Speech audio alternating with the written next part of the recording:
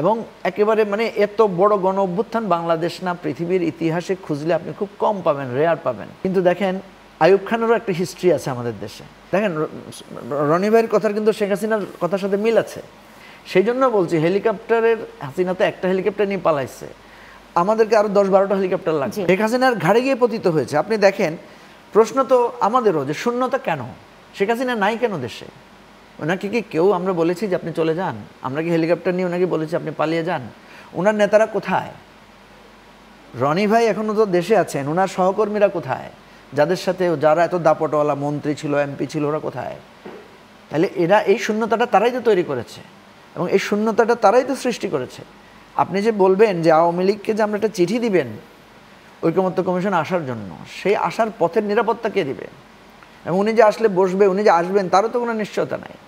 অর্থাৎ আমি যেটা বলতে চাচ্ছি যে আমাদের নীতিগত অনেক তর্ক আমরা করতে পারবো, বাস্তবতা হচ্ছে আওয়ামী লীগ দেশটাকে এমন জায়গায় নিয়ে গেছে যেটা দেখেন রনি ভাইয়ের কথার কিন্তু শেখ হাসিনার কথার সাথে মিল আছে।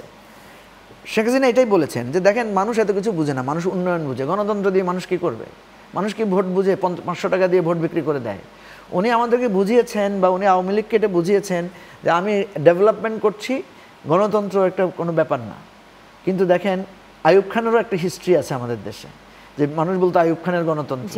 আইয়ুব খানের গণতন্ত্র কিন্তু টিকে নাই, 69-এ ভেসে গেছে গণ অভ্যুত্থানে। ঠিক শেখ হাসিনার এই উন্নয়নের বুলি, এই সংবিধানের বুলি একদম ভেসে গেছে এবং একেবারে মানে এত বড় গণ অভ্যুত্থান বাংলাদেশ না পৃথিবীর ইতিহাসে খুঁজলে আপনি খুব কম পাবেন, রেয়ার পাবেন, বিপ্লব পাবেন। তো এই জন্য বলছি যে আমি ওই কথাটা কেন বলছি, আপনি দেখবেন যখন একটা ঘটনা থাকে, সেটা ঘটনাটা মানুষ রিলেট করে। আমরা ওইটাকে রিলেট করছি যে ভাই আপনি এটা মনে করেন না যে আপনি শেখ হাসিনাকে ভাগাই দিয়েছেন, আপনি যা ইচ্ছা তা করবেন তা না, আপনার কিন্তু জবাবদিহিতা আছে।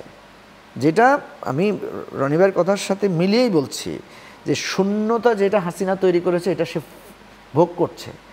আপনিও যদি একই রকম করেন ওই শূন্যতা আপনার কাছে ঘুরে আসবে, ঘুরে ফিরে আপনার কাছেও আসবে। সেই জন্য বলছি হেলিকপ্টারের হাসিনা তো একটা হেলিকপ্টার নিয়ে পালাইছে, আমাদেরকে আরো 10-12টা হেলিকপ্টার লাগবে। এটা আমি জাস্ট আপনি বলতে পারেন যে একটা রূপক অর্থে বুঝিয়েছি যে ভাই আসেন সমাধান করেন, এই তর্ক বিতর্ক করে আমাদের শেষ হবে না, আমাদের অনেক কাজ বাকি।